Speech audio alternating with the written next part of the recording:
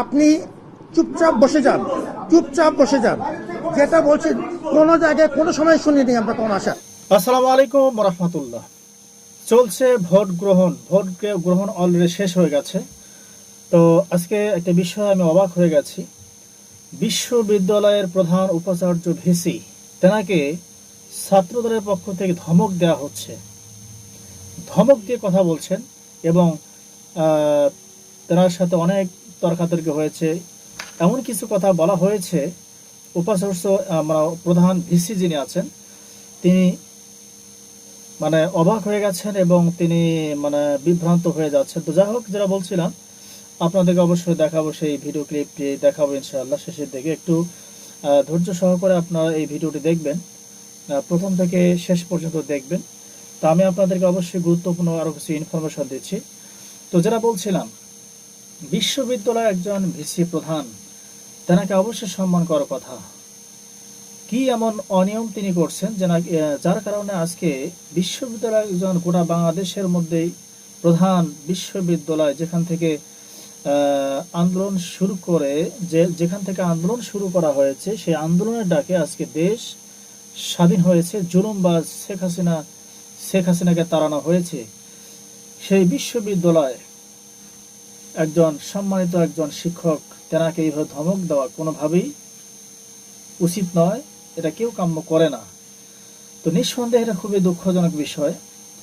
নির্বাচন আমরা দেখতে পাচ্ছি। তো এই নির্বাচনকে কেন্দ্র করে যে আমরা যেটা দেখতে পাচ্ছি, আসলে ক্ষমতার লোভ যে কত বড় ভয়ানক হতে পারে, ঢাকা বিশ্ববিদ্যালয়ের নির্বাচন না হলে আমরা কখনো বুঝতাম না। আমরা জানি স্বৈরাচার শেখ হাসিনা সরকার দেশ থেকে তাড়ানো হয়েছে, তিনি চলে গিয়েছেন।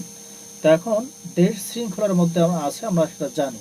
কিন্তু তারপরে আমরা যেটা আশা করছি না, তারপরে যে আশা আমরা করছি না, সেইগুলোই হচ্ছে। আমরা জানি শৃঙ্খলার সহিত নির্বাচন হবে, শৃঙ্খলার সহিত দেশ নিরাপত্তায় দেশ চলবে, ইত্যাদি ইত্যাদি। কিন্তু বর্তমান যেগুলো দিচ্ছে, এখনো ক্ষমতার অপব্যবহার চলছে, ক্ষমতার বাহাদুরি চলছে। শিক্ষককে মানা হচ্ছে না, শুধু শিবির ছাত্রদলকে দোষারোপ করছে, ছাত্রদল শিবিরকে দোষারোপ করছে, অন্যান্য প্রার্থী একে অপরকে দোষারোপ করছে। আসলে কে সত্য? আর ক্ষমতার অপব্যবহার, ক্ষমতার দ্বন্দ্ব, ক্ষমতার লোভের কারণে কেউ স্বভাব নষ্ট হয়ে যাচ্ছে, বুঝতে পারতেছে না। এইভাবে যদি চলে তাহলে দেশের মধ্যে শৃঙ্খলার সাথে কেই সরকার গঠন হবে, কিভাবে আগামী জাতীয় সংসদ নির্বাচন হবে, এটা আমরা কখনোই বুঝতে পারতেছি না। এজন্য অবশ্যই আমাদেরকে সাবধানতা অবলম্বন করা এখনো উচিত। আমরা ঢাকা বিশ্ববিদ্যালয় থেকে নির্বাচন থেকে যে শিক্ষা আমরা পেলাম, যে আসলে আগামী জাতীয় নির্বাচন কি হবে আমরা এখনো বুঝতে পারতেছি। ভয়ানক কিছু হতে যাচ্ছে, ভয়ানক কিছু হতে পারে। এজন্য এমন কিছু সংস্কার করতে হবে যেন কোনোভাবেই ক্ষমতার অপব্যবহার করা না হয়, কোনোভাবেই অনিয়ম না হয়। এই বিষয়ে আমাদেরকে অবশ্যই খেয়াল রাখতে হবে। তো আগামী জাতীয় নির্বাচন যেন সুষ্ঠু হয়, আমরা অবশ্যই ঢাকা বিশ্ববিদ্যালয় ডাকসু নির্বাচনকে দেখেই আমরা বুঝতে পারতেছি কেমন নির্বাচন হবে, জানি না। তো মনে হয় না যে আগামী জাতীয় নির্বাচন খুব সুষ্ঠু হবে, কারণ ডাকসু নির্বাচন সামান্য নির্বাচন, 1 বছর হতে পারে সর্বোচ্চ মেয়াদ। এই কয়েকদিন ক্ষমতা থাকার জন্য যেভাবে দ্বন্দ্ব সংঘাত, একে অপরকে দোষারোপ ইত্যাদি ইত্যাদি মিথ্যা অপবাদ ছড়ানো হচ্ছে, তাতে মনে হচ্ছে আগামী খুবই ভয়াবহ কিছু হতে যাচ্ছে দেশের মধ্যেই। তো যাই হোক, কথা না, আমরা সেই কাঙ্ক্ষিত একটি ভিডিও ক্লিপ অংশ দেখাবো কিভাবে ধমক দিয়ে কথা বলা হচ্ছে বিশ্ববিদ্যালয়ের প্রধান ভিসিকে। কথা না, আমরা সেই ভিডিও দেখাবো ইনশাআল্লাহ। আপনি চুপচাপ বসে যান, চুপচাপ বসে যান।